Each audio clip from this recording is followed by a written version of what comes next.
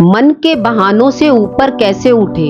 हमारे मन के बहाने आज के नहीं है, जन्मों जन्मों से यह मन बहाने बनाता आ रहा है और हमें भरमाता आ रहा है। जैसे मैं तो दीनहीन हूँ, मेरे पास पैसा नहीं है, मेरी तबीयत ठीक नहीं रहती, मेरे घुटनों में दर्द रहता है। यह मन जन्मों जन्मों से अपने लक्ष्य से भटकाता आया है। भटकाने वाला दुष्ट मन ही दुश्मन है, बाहर कोई दुश्मन नहीं है। हम सभी के मन का सोचने का एक ही तरीका होता है। बचपन से जैसी सोच हमारी बनती है, मन उसी तरह सोचता है। सोच कैसे बनती है? जो हम माता पिता को देखते हैं, सुनते हैं, आसपास के वातावरण में जैसे लोगों को देखते हैं, जैसी किताबें पढ़ते हैं, इन सब से हमारी सोच बनती है। यही सोच हमारी उम्र भर रहती है, हम उसी से चिपके रहते हैं। मन के बहानों से ऊपर उठने के कुछ उपाय सद्गुरु द्वारा बताए गए हैं। सबसे पहला है, परिवर्तन के लिए स्वयं को स्वीकृति दे। जीवन में कोई भी परिवर्तन तभी आएगा जब हम उस परिवर्तन को स्वीकार करेंगे।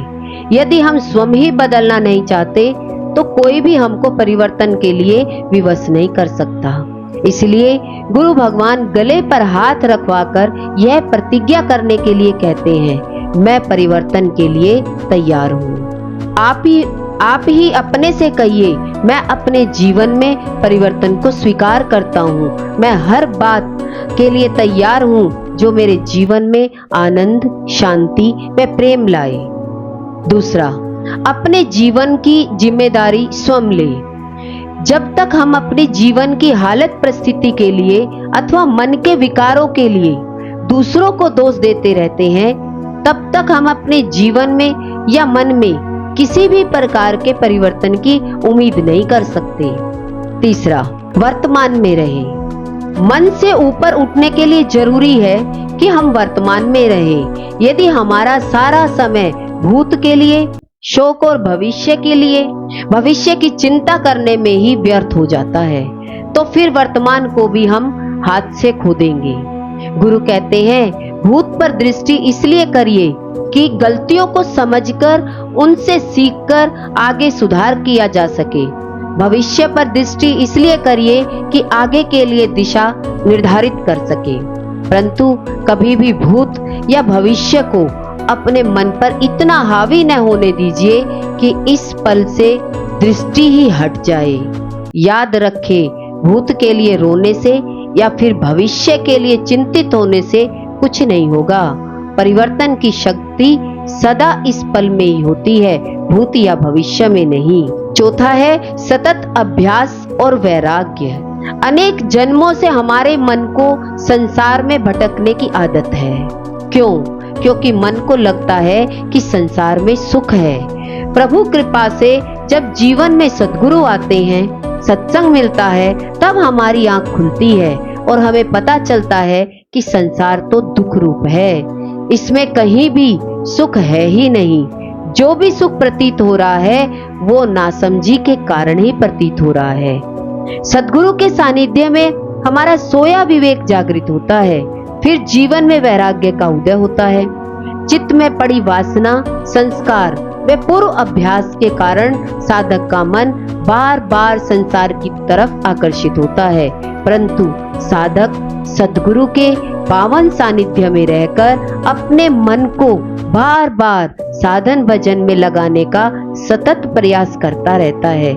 इसी को अभ्यास कहते हैं। पांचवा है, भक्ति, भगवान के लिए प्रेम। गुरु कहते हैं, भक्ति है शक्ति। जीवन में परिवर्तन भक्ति से ही संभव है।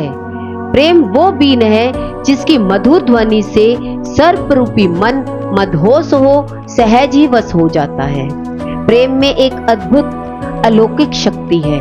प्रेम में मनुष्य बड़े से बड़ा परिवर्तन, बड़े से बड़ा बलिदान सहर्ष स्वीकार कर लेता है। पति का प्रेम एक कुमारी को सुयोग्य, सेवाकारी, आज्ञाकारी पत्नी के रूप में परिणत कर देता है। शिशु से प्रेम एक स्त्री को मातृत्व के चुनौती भरे दायित्व के लिए तैयार कर मां के रूप में परिणत कर देता है। देश प्रेम के लिए सीमा पर लड़ता हुआ नौजवान हंसते हंसते अपनी जान की भी बाजी लगा देता है। छठा है समर्पण। भगवान के इस वचन से अनभिज्ञ मनुष्य कर्तापन के अभिमान से इतना ग्रसित हो जाता है कि भूल जाता है कि सब कुछ उसके हाथ में नहीं है। सृष्टि उसके करने से नहीं वरना हरि इच्छा से चल रही है। तब करुणामयी भगवान कृपा कर उसके जीवन में कुछ ऐसी हालत परिस्थिति भेजते हैं जो कि उसके अभिमान को चूर चूर कर उसे समर्पण के लिए विवश कर देती है। सच है, समर्पण कोई कर नहीं सकता, गुरु भगवान स्वयं ही करा लेते हैं। यह उनकी ही करुणा व कृपा का फल है। अतः जब भी जीवन में ऐसा समय आए, ऐसी परिस्थिति हो जहाँ हमारी सोच के हिसाब से न हो, हमारे हाथ में कुछ न हो, तब समर्पण सीखना चाहिए। अपने आग्रह छोड़कर भगवत आश्रित हो जाना चाहिए। अपनी इच्छा को भगवत इच्छा में मिला देना चाहिए और यह भाव रखना चाहिए जैसे भगवान हमसे कह रहे हो, तू वो करता है जो तू चाहता है, होता वो है जो मैं चाहता हूँ। तू वो करने लग जा जो मैं चाहता हूँ, फिर वही होगा जो तू चाहता है। हमेशा ध्यान रखिए, मेरा कुछ नहीं है और मैं कुछ नहीं कर रहा हूँ, सब हो रहा है। सातवां है ध्यान। ध्यान वो अवस्था है जहाँ हम भगवान के प्रेम में डूबकर उनसे अपने को एक अनुभव करते हैं।